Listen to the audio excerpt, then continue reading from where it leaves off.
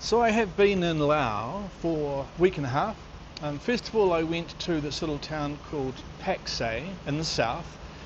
Even though Pakse is the third largest town in Laos, it's pretty teeny tiny. Not a lot to see, not a lot to do, and lots of dogs.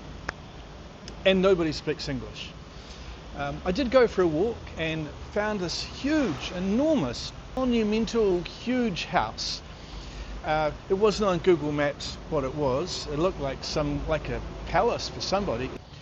So the local legend in Pakse is that this building is a private house that was built by a woman called Madame Dow, who was the owner of Dow Coffee and is a multi-millionaire or a billionaire. And the story goes that she was told by a fortune teller that when the building was completed, she would die. And so, the legend is, she just decided not to complete the building, which is a very sensible thing to do. But that may or may not be true. Nobody actually really knows, apart from Madame Dow, who may or may not exist. Anyway, another building that is equally grand, almost, is this building, which was a palace, which was built by the French for one of the princes in Pakse, except that the government fell, and then eventually it became a hotel.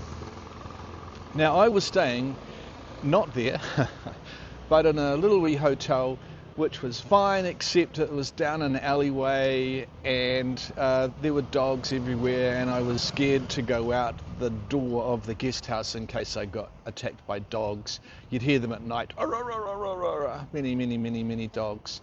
And I thought, no, I'm going to evacuate.